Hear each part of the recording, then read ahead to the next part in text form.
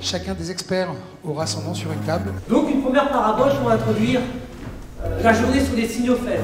Et ce qui est intéressant aussi d'ailleurs, c'est que... On a la chance de travailler avec la plus belle matière première qui soit, l'intelligence humaine. Et que dans le fond, la complexité ne permet pas la prophétie. Malgré l'incertitude, vous devez y aller, il faut continuer à performer, atteindre des objectifs, développer des résultats, etc. Comment on fait ?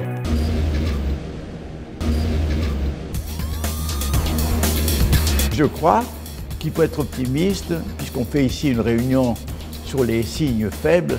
Il y a beaucoup de petits signes faibles qui nous indiquent qu'il y a des possibilités créatives pour le futur.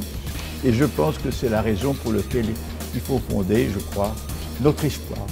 Et que ce que nous vivons actuellement, eh bien, il convient de le voir comme étant non pas la fin du monde, mais d'un monde. Il y a au moins une chose qui est sûre, c'est qu'on ne sait pas ce que sera le monde dans 20 ans, mais que le monde dans 20 ans, il appartiendra aux optimistes d'aujourd'hui.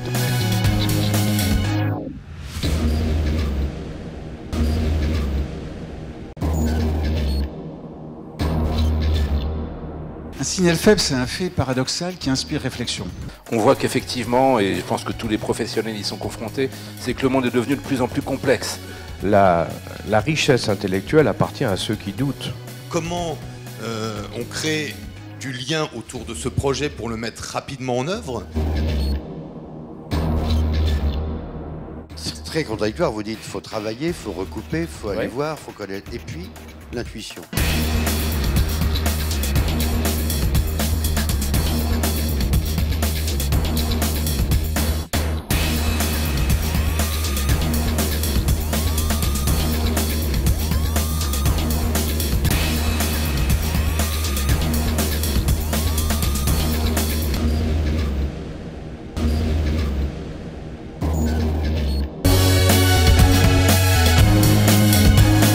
Il faut sortir de l'ère du mimétisme, il faut faire avec ces hommes.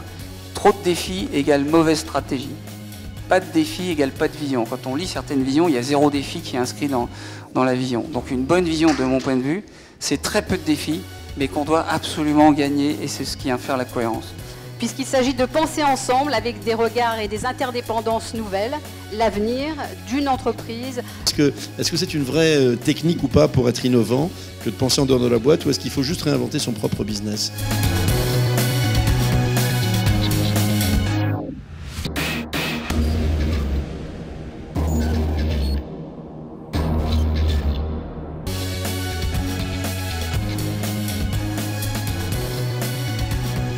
Les signaux faibles, je me demande si la notion de signal faible n'est pas une notion que l'on définit a posteriori. Et je crois que ces 5 sens, en termes de signaux, est-ce qu'on ne les utilise pas assez? Tout simplement, là je reviens sur du basique, sur du fondamental.